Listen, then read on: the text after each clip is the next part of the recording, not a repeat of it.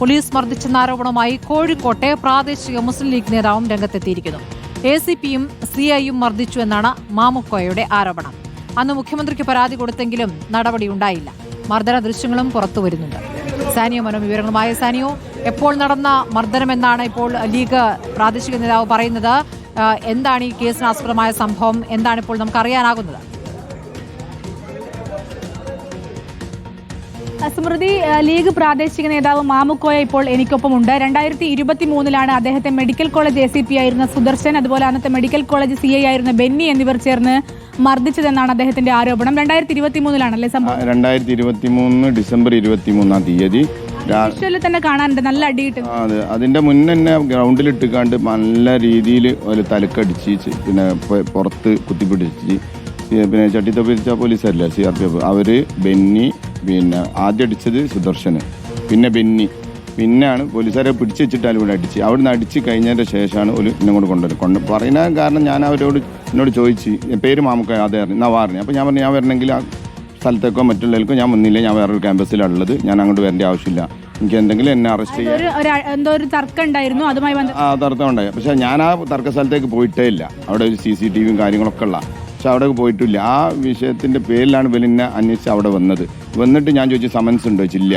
അപ്പം എന്നാൽ അങ്ങനെ വരിക, ഞാനൊരു പൊതുപ്രവർത്തകനാണ്, എനിക്കിങ്ങനെ കാര്യങ്ങൾ അറിയാറുണ്ട്. അപ്പം എനിക്ക് എനിക്കെല്ലാം അറിയുകയാണ് പോലീസിനെ പഠിപ്പിക്കണമെന്ന് ചോദിച്ചിട്ടാണ് ആദ്യം ഈ പിന്നെ സുദർശൻ അടിച്ചത്, പിന്നെ ബെന്നി അടിച്ച്, പിന്നെ അവിടെയുള്ള ഒരു Sudheesh PRO medical college PRO പൊതുജന മധ്യത്തിൽ വെച്ച് കൂടി ഞാൻ ആദ്യത്തെ അടി ആരുമില്ല, അവിടെ ഒരു കിണറും കണ്ടില്ല. അതിൻ്റെ ശേഷം കൊണ്ട് ഈ കെട്ടിടം കഴിഞ്ഞ് ഇങ്ങോട്ട് വരുന്ന വിഷ്വലാണ് എല്ലാവരുടെ കയ്യിലുള്ളത്. സാനിയോ, 2023 ഈ സംഭവം. എന്തുകൊണ്ടാണ് ഇത് പുറത്തേക്ക് പറയാതിരുന്നത് ഇതുവരെ? അതായത് അന്ന് തന്നെ പുറത്തേക്ക് പറഞ്ഞിരുന്നു സ്മൃതി, അതായത് അന്ന് തന്നെ ഇത് പുറത്തേക്ക് അന്ന് ഏഷ്യാനെറ്റ് ചാനൽ ഉണ്ടായിരുന്നു, വന്നിട്ടുണ്ട്. പിന്നെ മുഖ്യമന്ത്രിക്ക് പരാതി കൊടുത്ത്, പിന്നെ മെഡിക്കൽ കോളേജ് പരാതി കൊടുത്തിട്ട് സ്വീകരിച്ചില്ല. പിന്നെ പോരാത്ത മറ്റേ ഇവിടെ മാനേജർ കമ്മീഷണർ ഓഫീസിൽ അതിൻ്റെ റെസീറ്റൊക്കെ എനിക്ക് കിട്ടിയ ഞാൻ കൊടുത്തിരുന്നു.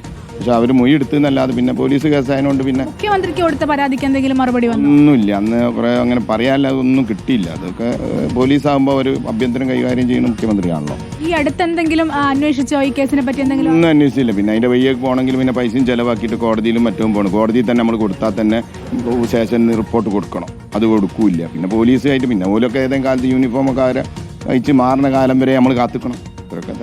ഓക്കെ, അപ്പൊ ഇതാണ് ആരോപണം എന്ന് പറയുന്നത്. മുഖ്യമന്ത്രിക്ക് മുഴുവൻ കേസുകളിലും സമാനതകളുണ്ട്.